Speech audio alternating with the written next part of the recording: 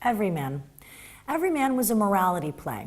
It's called originally The Summoning of Everyman, which is interesting because the play was really summoning people to come and watch it so that they could learn about what it takes to earn the salvation of Christ. Similar to John Bunyan's Pilgrim's Progress, Everyman is an allegory. It uses allegorical characters to examine the question of Christian salvation and what man must do to attain it.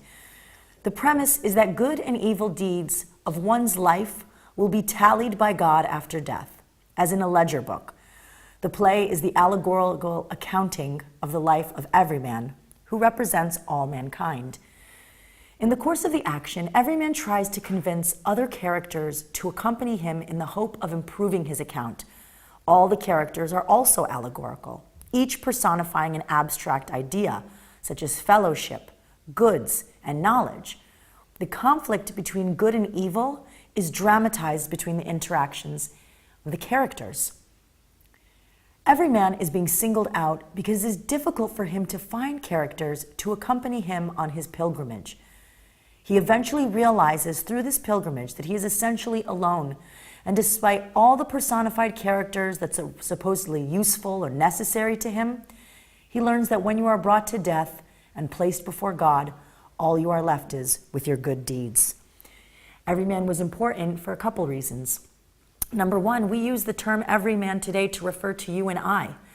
Every man going along our daily business, and every man each on his own standing in the world. Secondly, it's important because even for its time in 1510 when it was written, it incorporated a lot of elements that we reviewed in our literary periods.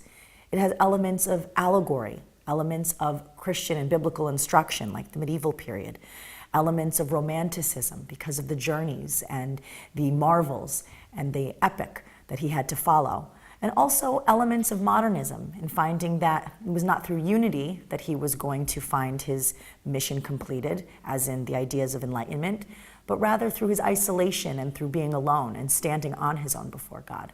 So Everyman was really ahead of its time in that it encompassed a lot of the elements that we talked about through the literary periods.